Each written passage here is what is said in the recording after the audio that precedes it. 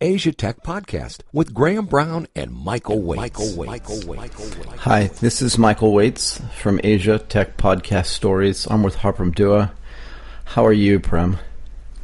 I'm very good, thank you. I cannot tell you how happy it makes me to have you just on the other end of this line. When was the last? Likewise, Michael. Yeah, seriously. Like we've done this before, right? But it was a while ago. It was back at Echelon that time, wasn't it? It was. At that time you were doing I was upgraded, right? I did the video conference with you, and now I'm just doing a voice conference. I think this is actually an upgrade. Yeah? Well, it all depends on the audience. Fair enough. I mean, I have a face for radio, so for me, this is perfect. You're a good-looking guy, so it's not fair. Fair enough. But a lot has changed since then as well. Yeah, I think for both of us, but for you, right? For sure. Yeah, at that time I was still working at Orami. Right. Was it Orami or was it Moxie then still? Yeah, it was still called Moxie actually. Actually, it was called Moxie Build now. So just before they changed their name to Orami. Right. That was the end of 2015. I think it was November or December. So it was a long time ago, about a year and a half ago, maybe a little bit more. Time flies. Wow. So why don't we talk about what you were doing first? I mean, I thought that whole idea, right, of when they kind of picked you up out of that pet project that you were working on, for lack of a better term, and brought you into the pet business. Do you want to talk a little bit about that? There's a lot of background actually before that. So if you want, we want to tell the story, right? Who you are, what you're doing, and why you're doing it. Do you want to back up to when you were a broker? I want to back up to when I was born. Do that. I have time. So my name is Prem. Born March 4th, 1987. 30 years old right now. Born into a Indian family based in Thailand. They've been living here for like 60, 70 years when I was born. So now they're up to like 90 years. Wow. The third generation Thai. Third. Yeah. Wow. Good stuff. It's been a while. My family's been here for a while. And not a single day in their 60, 70 years that they've been in Thailand have they ever worked at a job. It's always been entrepreneurship. It's always been entrepreneurial. And that's sort of ingrained in my blood. So I always sort of knew that I wanted to do my own thing. I wanted to run a business. I want to be the head. I didn't want to be the feet. I didn't want to be any other part of the body. Right. I had to be the head or nothing else. Or at least as close to the head as possible. Fair enough. And I mean, your family's founded a couple of businesses as well, right? And when you arrive in a foreign country, at the time, at least 3 generations ago, it wasn't like they stepped into an established business, right? No, not at all. They built something out of nothing. They came here with the clothes on their back and a little bit of money to trade, essentially. So what they first started doing was buying and selling. Buying from one source where they would have to, waste their time. So at that time, the resource that they had was time. Right. And they invested a lot of that. Go to one place, buy it, and, sell it at retail and make the margins and take that margins and go back and buy more and go back and sell more, and just kept doing that. And then it grew into, a pretty stable business that's been running for like 80 years now, I guess. And from there, what sector was the business in, at least initially, and even to today? Textiles. Still in textiles, yeah. Okay. Wow, incredible. Do you ever think about like what life was like when, I guess it was grandma and grandpa first arrived? And I'm pretty sure they didn't come alone, right? They came with their friends. Like, they knew other people that were coming from their villages, but that's it. You're not coming with the whole family because they're diversifying as well, right? They're hedging their bets. So right. First, it is literally like that. Like, my granddad had 3, 4 brothers. So first 1 or 2 brothers would come. The other 2 would stay in India. Then they write a letter and say, okay, come now. It's okay. We've got something going. We got work for you to do. Right. And then, slowly you brought family members back and forth. Yeah, I mean, I know exactly what that's like, right? When my grandparents essentially did the same thing when they ended up in the United States, and they sent the same letter back to their family. I'm still alive. I have food. It's essentially what it was for my grandfather. Right, and again, that was only 3 generations ago. So fair enough. Exactly. I mean, I guess everyone went through the similar journey here. The only thing I took away from that is eventually hard work does pay off. It's not just hard work either; it's smart work, right? Right. Because my family, what they did was, when they made that money, they didn't just squander it. They saved. My granddad's a big saver, so he saved that money. He invested it in other different things. So now our family businesses range from trading textiles to manufacturing of embroidery to properties and hotel management, that sort of thing. So it all expanded from textile, and their business is still running. Yeah, I mean, the bottom line is you don't get rich by spending money, and you definitely don't stay like invested, and you don't stay successful by buying really big things. You just reinvest that money back in a business continuously. Exactly. Right. And that's what they've been doing, and that's sort of the mindset that I've always had. Like, at the end of the day, I want to be able to, I'm the only son, so I know I'm the oldest son of the oldest son of the oldest son. Wow. So I have a lot of There's no pressure on you. That's fine. You just skate through easy. It'll be like my Game of Thrones title, like, the third oldest son of the oldest son. I know. Oh yeah, exactly. No pressure, and the only son of the oldest son as well. So. Yeah, so I know eventually I'm going to have to take over the conglomerate, if you can call it that, or the family business. But, it comes to a point where I look at myself and say, you know what, I have to prove myself. I can't just go in and work there. I mean, I can, but I'm always going to be their son. I'm always going to be their grandson. And are they going to listen to me or take me for myself until I'm working for them for 30 years, then they start seeing the value? Right. Or do I prove myself outside and go back and show them, look, I've done this outside before. Other people can trust me. You can trust me to take care of your family and everything that you've built. Right. I mean, in a way, that's been my motivation. Yeah, and in a way, it's really interesting, right? Like where most parents will say to their children when they, and I'm picking a time in place, right? But when they graduate from college, they'll say, "Do you have a job?" Right. Whereas your family probably sat you down and said, "What are you going to do?" Right? Like, what are you going to build? Can you go build something, please? Like, dinner's over. Tomorrow's Thursday. Like, what you're doing nothing. And no, you weren't. But you know what I mean? Like, go do something and come home when you're successful. Luckily for me, my dad never actually said that to me because I started working since college. Right. You know what I mean? Like, that's the feeling, right? Inside that kind of family environment. That's my kind of feeling because I know, my family paid for my college education. It's quite different from the way Westerners do it, where they have to take loans to pay it off, right? So my family actually gave me that college education and said, look, we'll treat you all the way up to college. After college, we'll support you however you want. But inside of me and myself, I was always like, no, I can't just keep taking my parents' money to do whatever I want. No way. I gotta, stop thinking that way. And that started since college, where I started paying for all the stuff that I did there myself. My rent, my going out traveling, vacations, air, food, electricity, utilities, all that stuff. So you start small. Obviously, I can't end up paying for my whole college education based on the part-time job that I was doing. Not but possible. It was a step. Yep. And it was a step in the right direction. But look, plenty of people have the means to pay for an education and just squander it, right? Very true. And that's something you would never do. No, I don't get me wrong. I had my fair share of fun in college, but that was all my own expenses. Yeah, I didn't say you didn't have fun. I just said you didn't squander. It's a big difference. I mean, life is all about having fun too, right? It's not just nose to the grindstone forever. And to a certain extent, we will move into what you're doing now well later, but I mean, you are having fun, right? Very much so, yes, of course. Yeah, I mean, I'm the head of my second company. How many people can say that? Yeah, and you're 30, right? So, and when I remember sitting near you and watching you work, you never seemed like you were not having fun. And it's not easy. I enjoy people. Yeah, what you were doing was not easy, so. I enjoy people. I enjoy working with people. So as long as the environment around me is good, and luckily I'm at a level where I can build the environment around myself. So if I'm not having fun, it's probably because I built a really crappy environment. I'm the only person to blame for that. So, and I'm also the only person that can probably fix it. So, chances of me having fun at what I'm doing are pretty slim. Okay. So tell me a little bit more. Where do you want to go next? Yeah. So after college, I came back to Thailand and I was like, you know what? My education was all international school. So it was very, American based and all English speaking. Then I went off to do my college in Australia. Again, very English, American, Western based. And I came back to Thailand. I knew I want to settle in Thailand. So I had to get back to my Thai roots. And that's when I joined a fully Thai company where you're talking about every single documentation, everything you have to do is purely in Thai. And that was a big shock for me, but I had to do that to get myself used to working with Thai people. Right, and let me just interrupt for a second. I don't think anybody can tell just from the conversation that we're having, but to say you're a fluent Thai speaker it's kind of an underappreciation for the level at which you speak the local language.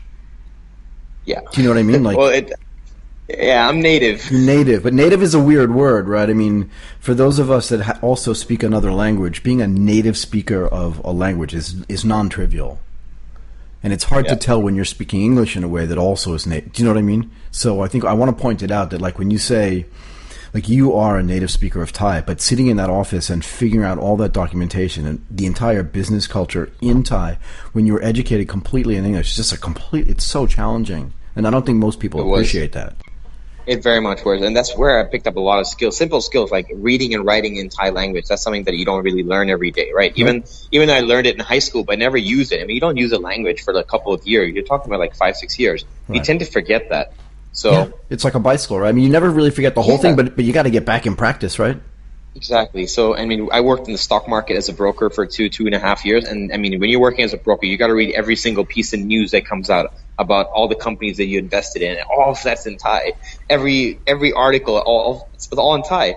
So that's where I really, really picked up all those skills back again. And that was fun. I thoroughly enjoyed working there. Wow. It gave me a huge skill set that I still use till today. Yeah, I mean, I'm embarrassed. I worked in Tokyo for 22 years, but the entire business was all in English. I mean, there were Japanese clients, which we did take out and stuff like that, but it wasn't the immersive way you did it. So, wow. Yeah. Got lucky as well, though. Yeah, super lucky, right? Yeah, because the lessons that you learn doing that, right? That complete sort of stressful environment of I really have to catch up to everybody that's around me, because the rest of the staff was probably Thai, right? Pure Thai. Pure Thai. So what they were like, the things that they were learning, the things that you were learning were two different things, right? Because they had already had these sort of embedded reading, writing, I can read all this stuff without thinking type of knowledge. You got to fight your way through that. I mean, I've done that too, and that's really hard work, right? I mean, for them it was the reverse. It was the vice versa. For them, it was the English language was just as difficult. Sure. Like, they knew how to read it, they knew how to write it, but very basic, and they just needed practice. So we'd actually trade back and forth. Like, I teach them a little bit of English, they teach me Thai. Yeah, pretty amazing. Yeah, and it worked out really well. So when did you stop doing that? I stopped doing that after I sort of felt that brokerage is sort of like gambling. And after a while, you do realize in a small market like Thailand, when one individual person can shift the stock by a multitude of percentage at its will, you start realizing that, okay, you know what, even though the fundamentals are there, it's not worth taking the risk or not worth risking other people's money on it. So that's when I said, you know what, I've probably had enough of this, and I wanted to do my master's after that. So you went back and got your master's degree. Yeah, and I did it in Thailand again because I didn't want to go overseas. I wanted to get connected to the influential Thai people. Right, so where did you go, Sasin? Yeah, we went to Sasin. Good. I mean, that's one of the best business schools, not just in Thailand, but in the whole region, right? So good for you. And you're right. But it is true, though, right? And that's where you do get connected to the most influential sort of Thai learners, right? And Thai business people as well. So it's a good idea, I think, no? It was completely worth it. I mean, in my class alone, there were like sons and heads of at least 5 publicly listed companies. Right. Yeah, and I mean... And that's not an easy feat to do. I mean, no. It's a completely different ball game, right? Like you go to an Ivy League school in the States, you're going to meet people who are going to be influential in the future. And there's no other way you're going to get into that group of people unless you're either working with them, or you went to school with them, or you grew up with them. Correct. It's very hard to meet them in a bar and just go up and say, hey, I would like to be your friend. It doesn't happen. No, there are too many barriers there anyway. Too many natural barriers, exactly. Right? But in school, everybody feels like the same. So whether it's Sasin or Harvard or Stanford or Yale, your ability to befriend somebody is much easier. It's a great strategy, actually. And to be fair, what you learn in business school really is how to socialize with your peers, maybe more than anything. True. And I'm not diminishing what you learn, really, but the education itself. But the reality is that one of the big benefits of getting a master's degree in business is just figuring out how to interact with other potential CEOs, CFOs, and CIOs, right? I couldn't agree more. Yeah, so after business school, was that when you ended up at Ardent, or was there a gap there? Right after business school, I was like, okay, now I've got you're done with all your studies. I'm not going to go do a PhD, so there's no more studying for me, per se. Right. So it's what's next sort of thing. So at that time, the Startup Weekend, which is coming up, it was the second year they were doing Startup Weekend, so I decided to join up and just completely out of the blue. It was my first time. I had no friends going. Being an extrovert, I just said, you know what? Let's go for it. What's the worst that can happen? Because that's honestly my motto in life. Like, what is the worst that can happen? I mean, you actually look at the worst thing, nothing. You waste a couple of nights, you waste 2 days. It's no big deal. Right. So went to the Startup Weekend. Had no idea, had no friends. Where was it? It was at Hubba, actually. It was at Hubba, Ekamai. So it was, at that time, Hubba only had one branch.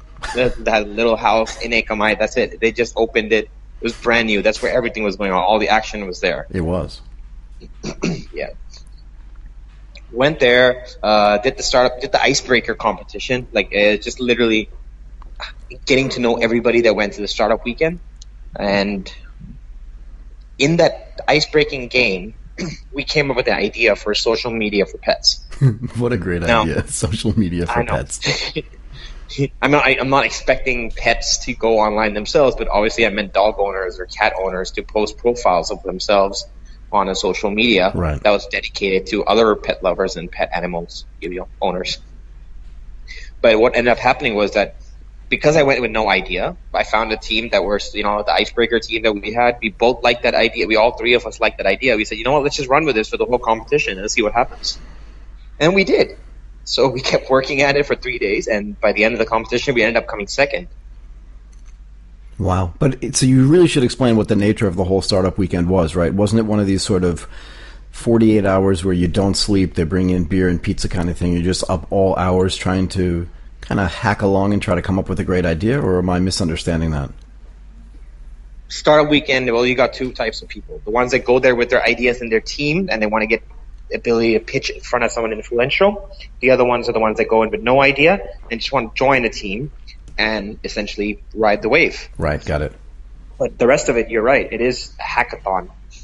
People just go in there, pitch their ideas, come up with something, and it's all based around 2-3 days, everything that you can build and show in that 2-3 days. So what did you guys come up with? You guys come up with this idea. You slept under the table. Sorry, go ahead. We slept under the table. It was only 3 bathrooms for 40 people to share. Yucky. Okay. Yeah. Sorry. So I had to take. It's okay. I took a shower at 6 a.m. before everyone else woke up. Good idea. Everyone else started waking up around 8. Sorry, I got a little bit of a cough going. It's okay. Do you want to pause for a second and get some water? Yeah, sure. That'll be a good idea. Why don't you do that? We'll just pause for a second. Yeah. Okay.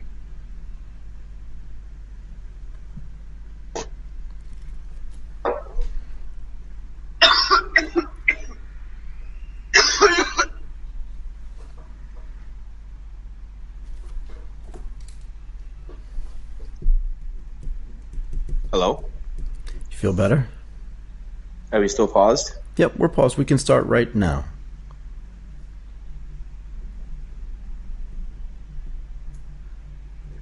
And we're back. Yep. So you were saying you woke up at 6 o'clock in the morning before everybody. I guess you have to get some kind of sleep when you're at one of these startup weekends. Everybody likes to say that they're up all night, but I mean, at some point, a human needs to close their eyes and shut their brain off a little bit, right? Yeah. But you slept at 2, you woke up at 6. You slept for a little bit in between. You take whatever naps you can get. Sometimes you're just while you're waiting for the developer to just, run whatever you told him to code, or, do the UI, UX, the stress test on whatever he's building. You take a quick power nap, whatever you can do. But the beautiful part of it was I don't remember the struggles that we went through. I just remember the end results. And that's the part that I actually want to remember, because pitching up there was my first time ever pitching an idea to anyone, forget about investor, to anyone. And in the judging panel was actually Paul from Ardent Capital, the co-founder of Ardent Capital. Wow, so who else was there? I was not there that weekend, actually, but I remembered. Who else was there? Was Ephraim there? I'm just trying to remember who the team was that was judging. Paul was there. I believe there was Paul Wood was there as well. Yeah, got it. Okay, he would have been. Yeah, and I don't actually remember the other judges, because, well, actually, I just don't remember. It's been a while already. Yeah, no, I know it's been I was just curious, right? Because I was at one of the startup weekends after that. It was probably the year later, or maybe even the year after that, and that was actually at the Ardent Capital office, which I thought was kind of cool. So I was just curious, who it was. But you pitched, and how was the pitching? And how many teams were there? You said there were 40 people there. Was it 8 teams? There were a total of 10 teams. Yeah, 8 to 10 teams around there. Got it. And I pitched and it felt natural. It was just me selling an idea. And honestly, I'm used to selling, because my job in college as part-time was selling phone lines. Really? So that's easy for me. Yeah, it came easy. I was just, and especially when you're passionate about it. I mean, we built it over the past 3 days, so we were as passionate as you could get. And, almost 72 hours focused on this one particular thing. We were super passionate about it, and I just went up there, and every question that came to me, we had an answer for it. We thought about it, and every idea that everything that about the idea that we had was conveyed to the people in the judging panel. And at the end of it, I came out and we got a round of applause when we ended the pitch, so that's always a good sign. Yeah. And at the end of it, we came second. It was a close second as well, from what I remember the judges telling us.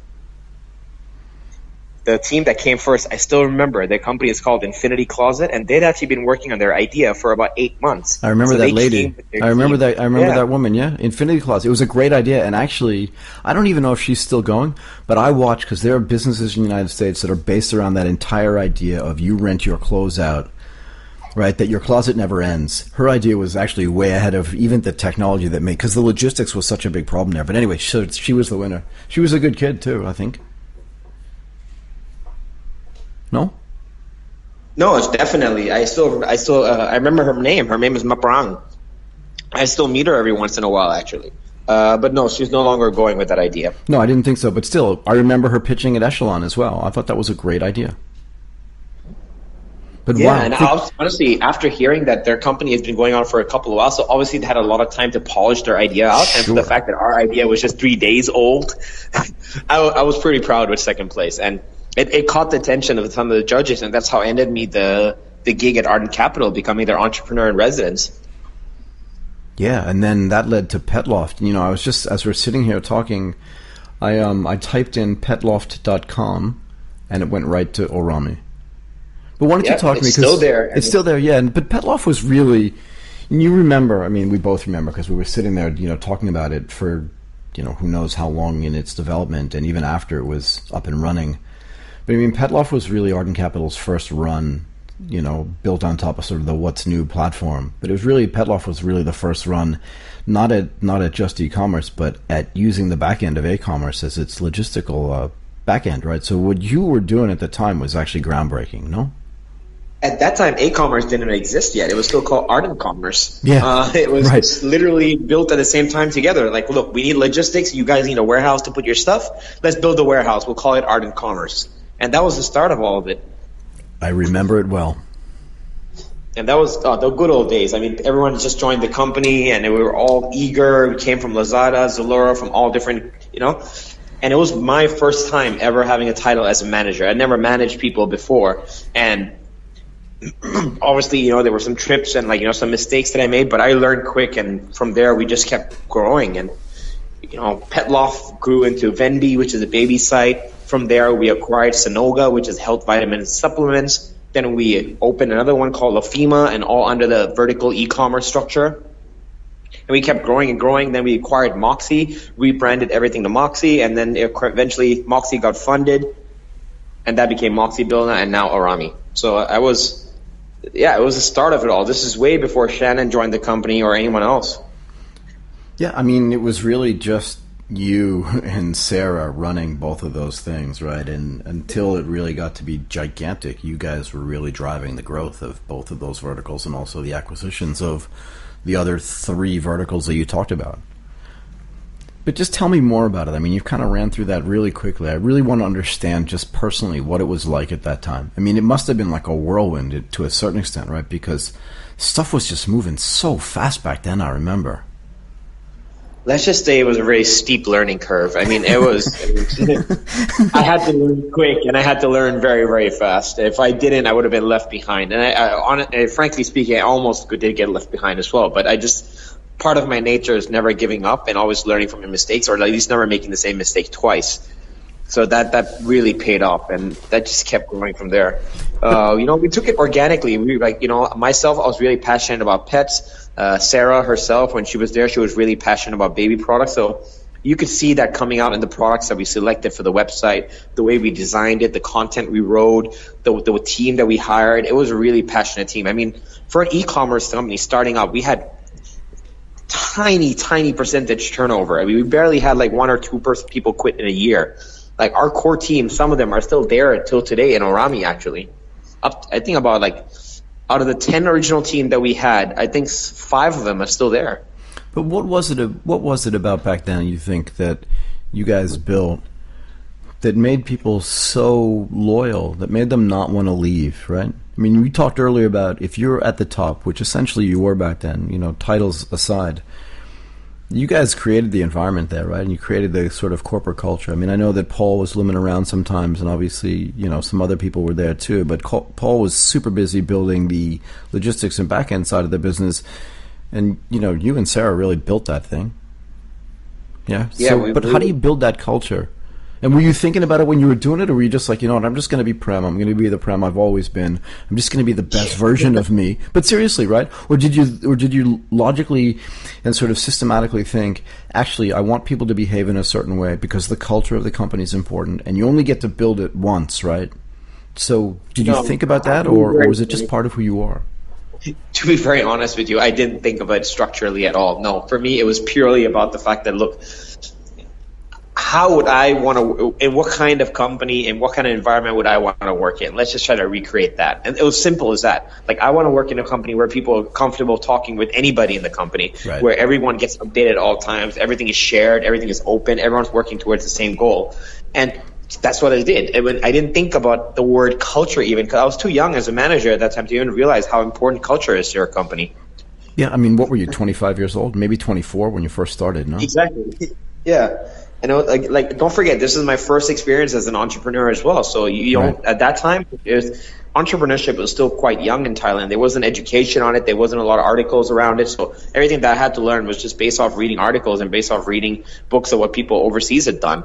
And it was just trying it out to see if it worked in Thailand and adapting it to make sure it worked with the Thai culture. Yeah, I mean, you're really true from a sort of mentor standpoint. Sure, there were people in the office that maybe could have mentored, but from a role model perspective, there was nobody. I mean, let's be fair, right? There really was nobody in the market that had built a proper e-commerce platform. You can talk about the Lazada team, but that was a different animal. Because remember, back then, the elephant in the room was Rocket Internet, right? I mean, they were really... Very true. They were jamming really hard into this region. And yet, what's interesting to me, and I was talking to somebody else about this a few weeks ago, do you hear about Rocket anymore? Remember, because not at all, no. But not at all, they right? barely own shares anymore. But it's interesting to me because remember back then we were like, every time we thought about a vertical, whether it was a vertical business or even a new startup, we would think, what's Rocket going to do in that space? How much money will they allocate? How fast can they build that stuff? And now nobody even talks about it. Remember, Easy Taxi was the great example of this, right? Oh no, they took $40 million of funding. They're just going to dominate the ride-hailing space. And then literally, poof, and it was gone. And that was really it, right? Yeah, exactly. But I knew one thing, though. I knew how Rocket culture was because we hired people from Rocket, and I've heard stories. So that's one thing I knew that I didn't want to do because back then Rocket was cutthroat. They were, going all out with the hiring and firing and, taking people from all the best consulting firms, paying 6 times the salary, that sort of thing. Right, but we know, right? And I remember when we hired Peter, right? Peter was also hired but also invested. And when Peter came from where? From Zalora, I think it was, right? He was proof that you don't have to be mean to be smart. Peter was really good actually at building, being the chief operating officer of that back-end business. But the reality was that, I don't think people loved working at Lazada. I mean, this is not a new opinion for me. You've heard me say this for years, both online and offline. Like, I just don't think people really enjoyed it. And I think that's one of the reasons why back in the day it was easy for you guys to hire really good people because they'd much rather work in a place where the environment was flat, like you said, where anybody can just kind of say what they're thinking in a way, obviously that's not mean, but they can just say what's on their mind because they may have a better idea. Exactly. And that worked for us. That worked really well. We built a really good culture, a really good team, and they were all dedicated, like working hard. Yeah. Do you want to talk a little, like, how did it change when you really started to get big? Do you know what I mean? Like when it was Pedloff and Venby, and it was in that sort of early growth stage where you just see this sort of hockey stick of growth. But once you have, I'm trying to remember, you said it, right? Sonoga, and I don't remember the name. Lafima, right? And then Moxie, but also Bilna was out there, right? So he did a little bit of a roll-up, which the brothers had been kind of famous for doing when it went back to some of their other companies, right? I mean, Insogo was a roll-up of a few other companies as well. But once you started getting regional, that growth started getting really interesting, and just the whole business started getting fascinating, no? That was really fun. And initially what they had done was actually hire a regional CEO to come in, and his name was Ty. And that was Ty's first time in Thailand as this manager as well, because he was brought in from the States. But Ty has a unique background where his parents are actually Thai, but he never actually lived in Thailand. He has Thai culture. He has understanding of the Thai culture from his parents, but he never actually lived here before. But he had a wealth of experience in e-commerce from overseas, from the United States, after working at Karma Loop. So he was brought in at the regional level. And obviously at that time, was I happy that someone's coming in and becoming my boss? No, you're obviously going to have some animosity. But you know what I realized? Like after a couple of weeks, it was really clear that this guy has a wealth more experience than I do. And then the best thing that could probably have happened for me was putting him there, because I learned a tremendous amount from him. Right. Look, I mean, I had the same experience happen to me a couple of times, right, where I thought I was, just kicking ass and taking prisoners, and then they hired somebody above me, and I thought, okay, this is just untenable. And then that person was just amazing, and you just think, okay, it is what it is. And I had that attitude of, I'm learning stuff here. How bad can it be? Exactly, and that's what it was. And I learned a ton from him. I actually consider him one of my mentors, because he taught me a lot of what I know and do today. And at that time, that's when Sarah had actually left the company by then, so it was just me and him. And we ran the company. We grew it from 50 orders a day up to like 400 orders a day. Right. Yeah, I mean that was the peak. Yeah. Right, and you also moved offices too, right? I mean, you moved first of all, you moved out of the Art and Capital offices, then you moved into the small offices all the way down Silom, and then you moved into the into Setuan Tower. We were working above a coffee shop. Like to enter our office, you had to go through a coffee shop, walk up the second floor. So it was quite weird for a lot of the people, like especially distributors and suppliers coming to our office. They'd walk into the coffee store, the coffee attendant would ask them if you want any coffee. They're like, no, and they just walk straight by and go to the back and go up the stairs. Right, I'm going upstairs for diapers. Leave me alone. Yeah, exactly. That was really interesting, actually. And that time, we were still really young, so you might actually play basis. They actually rented the office space with us. I forgot about that. Rob was in there too. Exactly. So we shared space with Rob, and we both grew together. And yeah, it's such a small world. Yeah, and the interesting thing is, right, both of those companies, I say both, right, because Orami is now a monster in e-commerce. So it's a big company. It's regional. And, Playbasis as well is still there too. So it's interesting that both of those companies, which started literally with just a couple of CEOs and an idea, they're both still operating. That's 4 or 5 years later now, right? 2012, I think, is when you started. Yep. Is that true? That's right, 2012. Wow. So in the end, though, you ended up, Orami became a really big company. You were a really big part of it, right? And like you said, the office in Soipan, Tanonpan, got to be so big. But then you kind of decided you wanted to do something else. For me, it was I realized that I've peaked in e-commerce. Like there was nothing else I was actually adding. Like every day that I was going into the office, I was doing the same things again and again. It was the same cycle. There was no real change in what I was doing, and that's something that sort of staggered me. And I was like, you know what? I'm still at the phase where I want to learn. I'm not ready to settle yet. So I wanted to enter something that was a completely different beast. And at that time, I sort of had an idea, like 2015. You're talking about like maybe early 2015. I just sort of saw the signs and said, you know what? I think FinTech is going to be the next big thing. And I want, if I go to anywhere, it's going to be in FinTech. And I didn't look for any opportunities. I just sort of kept in the back of my mind. I even said in a couple of interviews that I did at Orami that, you know what? They asked me, what's the next thing for e-commerce? I said, e-commerce is going to be the norm, but the next big thing is going to be FinTech. Right. So you're actually telling someone your strategy as you're interviewing them for a job, right? Yeah, exactly. I love it. But what ended up happening was I got an offer to run this FinTech, which is called Frank now. And by the end of 2015, I decided to take them up on the offer. But that was, of course, I wanted to close the fundraising round at Orami first, help them through everything, get all the numbers, get all the due diligence done. Once that was closed and I was no longer going to jeopardize the deal or anything else like that, I made sure I trained somebody to replace me, which is Anne, who's still running this company at the moment. Yeah, she is. Yeah, and then I left on very, very good terms. Yeah, it's hard. People like you. So it would have been hard for you to leave on bad terms, to be fair. It was hard for me to leave as well, because these are the people that every individual person there I hired personally. I spoke to them every day, had lunch with them. We grew up together. And being like your first child, I'm going to say first child because the first company Orami was like my first child. It was. Letting go of it was not an easy decision. No, you're going to watch somebody else, go to their college graduation and like pay for their MBA and hug them when they get their PhD. You're like, wait, that's my offspring kind of thing. I mean, that's hard work, right? And by that time, you have to you also worry about the fact that no one remembers that you actually did that. Then you actually built that from the start. Yeah, because somebody else is going to stand up on stage and take that award or whatever it means, right? And you're going to sit there in the audience and say, "Yep, I got it. No problems. Congratulations to you and your team." And that's the kind of person you are, right? You don't care. But you're right. The things move so fast that people may or may not remember.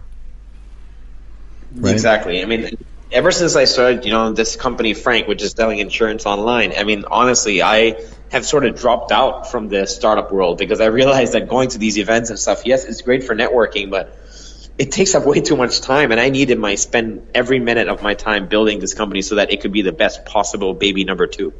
So how long have you been building Frank? Because when you got there wasn't an existing infrastructure there, was there? There was nothing. I was employee number 1 that was full-time on Frank. Everyone else was just interns, and we started building from scratch again, the same way we did at Moxie, same way we did at Moxie and Petloft. But who was your partner? In other words, you didn't do this by yourself, or you did? I honestly don't know. Didn't have a partner here. Built it by myself with interns. We had investors who were helping us with some resources by getting us interns to work in Thailand for us. So the investors were based out of Hong Kong, so they gave us a little bit of structure that they already built. Like they had opened the company, for example, but no name yet, nothing like that, no logo, no office space, no staff, no full time, no contracts, nothing. It was literally starting from scratch. Okay, and what was that like? So now that you'd been through the entire process, remember, you were there, so Vemby was not even it was a separate company, right? But it was more like a separate vertical, but that whole infrastructure that you guys built kind of wasn't relevant, per se, to building FinTech, was it? It was very much so. I mean, when you say infrastructure, you're talking about the basics of humanity, which is talking about shelter, food, water, that sort of thing. Yep. So for an office would be like an office space. Where to source computers from, which internet provider to use, which printer should you buy for your office, where do you hire staff from? Do you already have existing portfolios of resumes you can pull people from? So all of those things are really basic for a company to breathe life into a company, for the company to begin. And I already had all those resources from doing years of work and building a company. So it was instantaneous. We got the office space within 1 month. We got internet up and running. We got offices, staff coming in, and everything just started rolling really, really quickly. And it's the simple things that people take for granted. But a lot of investors when they first come into the country, or a lot of entrepreneurs when they first start off, they're always okay, shoot, which computer should I buy for my staff? I don't know. They spend a lot of time thinking about this. Right. I saved a lot of time thinking about that stuff because I already knew exactly what would need to be done. But here's one of the big differences for me, right? And something I've always wanted to ask you. When you joined Petloft, the story that was told was, here's a guy who has 16 dogs, right? And I'm exaggerating a little bit. But somebody who's That's been passionate. That's a little bit of an exaggeration, yeah. Only a little, maybe 14. But anyway, the idea was that here's somebody who's passionate about pets, who's always been passionate about pets, and who spent, like you said, that startup weekend, the whole concept was, let's build a social network for pets. So that was on the brain. How did you get up to speed? FinTech is just for lack of a better term, and no pun intended, but it's a completely different animal, right? Yes and no. I mean, it's still selling online. So everything that I needed to know about selling things online in Thailand still applied. The only thing different was the product. And honestly, selling e-commerce products is the same thing. As much as I loved my pets, I knew only about 1% of selling pet products. I didn't know about the variety of pet products that there was. And baby products and, cosmetics, electronics likewise as well. You have your basic knowledge of, what your wife wears for electronics, your wife wears for makeup, but that's it. And everything else you have to do research on. The same thing with insurance. So I went, if you don't mind me saying, I went balls in and just started reading books in Thai and started understanding exactly what the whole market was about and understanding what each product was. I went to training courses. I did the exam for the license. I did everything that I needed to do to be up to speed and understand the product in and out. So tell me more about the product, right? I don't know enough about Frank to understand, but sort of give me, not like the pitch, but just tell me exactly what you do and maybe how big the market is, and then where you guys have come if you can, right? Obviously there's proprietary information there, but tell me about the development of the company. I'm really curious. You've been at it now for what, a year and a half? Year and a half. So we started with 0 employees, and now we're at 50 people in Thailand and 10 people in Hong Kong and 16 people in Portugal. We actually launched in Taiwan as well, and we operated for 6-7 months, and we sold the company to one of our investors in Hong Kong. In Hong Kong? That would be we sold. Sorry, in Taiwan. We operated in Taiwan, and we sold the company in Taiwan. Wow, already. Okay, yeah. And all this is very low key because, like I said, we're so busy working and trying to grow the company that we don't even bother with press release or anything else like that. Yeah, but it's just trying to get. Prem, let me make a point here. I want to put a fine point on this, right? So I was talking to somebody yesterday, a visitor to Thailand from another country, obviously, yeah. And they said to me, I was trying to help them. I was giving them advice on who they should meet, who they should talk to in the vertical in which they're operating in another country. They want to expand it to Thailand. And they said, we're going to meet whoever. I'm going to call that person, Jim, because their name is not Jim. Because Jim is the most famous person in the thing who does that thing. And I said, well, yeah, that's true. But just because that person is the most well-known and the most famous, meaning the most prominent, meaning the person who's the most out there saying how great they are, doesn't necessarily mean either A, they're that good at all, or that they're the best at anything. And I like what you said, because you're like, we're too busy actually, I'm going to say it the way I like to say it, just getting shit done. Remember we used to have those mugs, right? Get stuff done. Exactly. I'm too busy getting stuff done to sort of walk around town telling people, beeping my horn, that I'm getting stuff done. So I build a company, I sell it, and I don't need the press release to prove to anybody that I'm good or bad or indifferent. That's just part of my business. Next. I'm just getting on to the next thing. And that's what I was trying to tell them yesterday. Like, find the people who are in the trenches. And I say this a lot over the last few days, with their nose to the grindstone, getting stuff done. And those are the real people that are going to help you expand in Thailand. Yeah, exactly. And I mean, again, in this case, obviously, it's not just me doing it myself. No. That's not what I meant. Right? You've got co-founders and a team. We also have we have a great team here. We also have a regional CEO. Her name is Charlotte. She came from Kwandu, which is great experience and background in expanding regionally. So she was one of the biggest proactives, the ones pushing that deal in Taiwan. But we also have a great CPO who's the chief product officer. He came from eBay Australia. So we work like the 3-4 of us together, but we work hand in hand together to build this great product out. And right now our focus is solely on Thailand, and we're trying to crack the insurance market, trying to sell car insurance, property insurance, everything that's not related to life online. And we try to get it done so that you can buy insurance 24 hours a day and get instantly covered. And that's the end goal. Like, we're not without having to scale and hire 5,000 people in your company like most of our competitors are doing. So how do you do that? I mean, the website says get a quote in 60 seconds. But what does that mean? There must be a massive back-end infrastructure that's purely technology-based, that's probably running a lot of algorithmic operations to try to figure out all of the sort of components of what makes up an insurance policy, no? That's right. We've got 1,000 people in the back sitting there to calculate every single number that comes in, everything that you type. And no, I'm just kidding. It's really basic, actually. We're actually reselling someone else. We're actually reselling someone else's insurance product, so we don't have to do the underwriting. That's what it's called. What we're doing is we're repackaging their product and labeling it as ours. So we have an exclusive distribution agreement with Bangkok Insurance, I saw that, which is a really premium partner. And they work with us hand in hand to get the products out through Frank. What they benefit from is the fact that, well, one, we're the first broker agent that actually shares our customer database with them, and they are eventually going to be creating products that are specifically created for Frank because we're sharing our customer database, so they can underwrite better. So you're telling me that, like, and I'm going to say this, in the old days, they would have a branch, and I'm going to make up names. Obviously, the towns aren't made up, but locations potentially are. So they'd have a branch in Khon Kaen, or they'd have a branch in, like, Samut Prakan, and, those places in Phuket or wherever, and then they'd have resellers there. But those resellers, they owned the data, and they owned the database, and they owned their clients. All they did was pay a commission or some sort of spread back to Bangkok Insurance. And what you're saying is you got a more of a symbiotic relationship with them, in the sense that you collect all the data associated with your clients and then say, here's what the makeup is. There's got to be a more specific, targeted product that we can create for these people that's a win-win for everybody. Exactly. That's exactly right. That's new, what we're doing. That's new, right? It just takes time to collect all the product, all the data. Yeah, I mean, and how is that going? And do you expect this to be sort of a Thai-only product, or do you have goals to expand outside of Thailand into the rest of the region? And does it matter, really?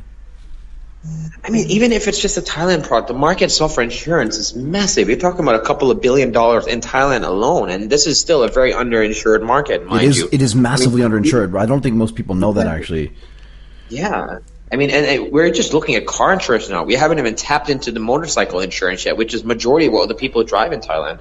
So we've got a long way to go, and insurance is not an easy game because it's much longer term. The renewal cycle is 1 year as opposed to customers coming back to you next week for e-commerce. So You really have to change your mindset and think really, really long term. Service is very important, and I've been a big proponent of actually having good service ever since my Orami Moxie days. Right. I mean, so I'm actually getting to live that out here and create a product that actually has some amazing service, which actually allows us to sell products at a premium price compared to our competitors.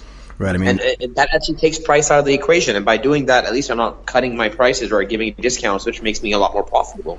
Right. You've hit the internet at a sweet spot actually in time, and that is no longer is it the place where everything just trades at zero. Right. You don't have to discount stuff just to sell stuff. I think the market's moving back towards premium products, yeah. Right? So the point of selling online is for convenience, and somewhere along the line, people have forgotten that and just started selling online because it's cheaper, or buying online because it's cheaper. Yes, it could be a little bit cheaper because they're saving costs by not having a retail store, but there's a lot of other costs associated with selling online that people don't realize. And then customers, unfortunately, have been trained in a way where cheap is better online, buy online because it's cheaper. It will take time for the market to change their mindset there. But I think it is the way to go because we got to get convenience as the main selling point here. Yeah, and the reality is that you kind of get what you pay for. Always, especially with insurance. I mean, it's all about after-sales service, so we really have to make that very clear to our customers. But does that mean you guys maintain a call center? If I have a problem or just a question, I can call somebody. And do you sell products to English-speaking people as well, or is it just to Thai-speaking people? No, we sell to both English and Thai. Actually, I'm the one doing the sales for the English people myself. So every customer that comes in as an English customer, I talk to them myself and make sure I give them the best service I can give them. Do you tell them that they're talking to the founder? Yeah, they don't know that they're talking to the founder, but it doesn't matter. I mean, it helps me connect to the customer at the super basic level, so I know what the customers are looking for, and it keeps me grounded as well. Because I'm always motivating my team. Then, right? If my call center team is which is about 30 people strong, look and see, hey, look, the CEO and co-founder is actually getting on a phone call and actually selling to the customer, and he's doing better than we are. That's saying something. This guy knows what he's talking about. Right. It's like that, that whole army general commander type thing. If you know that your general has been through a lot of battles and have come out on the right end of it and has won with dignity, you're more likely to follow that general than someone who's just a pencil pusher who got promoted. Right. Yeah. Or frankly, whose dad was a general. I mean, that's the hardest thing to follow anyway, right? So fair enough. Exactly. But what do you see, right? And you were telling your story earlier, which was really interesting, right? So you're the oldest son of the oldest son of the oldest son, right? The first son of the third generation. Do you go back? Do you want to run an existing business, or do you just want to keep building them? You seem so energized, and I mean that, really honestly. You just seem so energized with and excited about building this business, and you're, a year and a half in. Once it sort of reaches scale and kind of cruising altitude, which, maybe it never does, meaning it never gets big enough for you to be satisfied, but let's say it does. Do you see anything else coming, right? You kind of saw this FinTech wave coming. Is there something else you see coming that you want to be involved with? I think next would be agricultural technology. I mean, but again, that's very different. If you're actually asking about trends, yeah, I think agricultural technology is probably the next big thing that's coming up really, really soon. For me, though, I'm addicted to challenges. Let's put it that way. Okay? Yeah. Whether it's a new business or an old business, is the challenges that I'm addicted to. So, for example, if I were to join my family's business tomorrow, would I be very, very enthusiastic and passionate about it? Definitely, because I know if I go in there, there's so many things that I could do and change to optimize it, to help them save costs, to do so many other things that are not done at the moment, which I could do. At this business, I know what the challenges are. So I know every day that I wake up what challenge I have to tackle and what fire I have to put out and what road I have to pave. So it'll be the same thing. It doesn't necessarily mean it has to be a new company. I like that, actually. I think that's what I'm going to call this episode. Harprem Doowa, Addicted to Challenges. I mean it. I think that's it's a great way to put into words exactly how you feel about running a business, and whether it's a new thing or whether it's a new business or an old business, in a way, it kind of doesn't matter. The challenges might be different, but the addiction to them is kind of the same, right? Exactly. I love solving problems. It's fun. It's what I wake up for every day, and every day is a different problem that I have to deal with, and I enjoy it thoroughly. Look, I think that's a great way to end, if you don't mind. Not at all. My voice is about to disappear soon.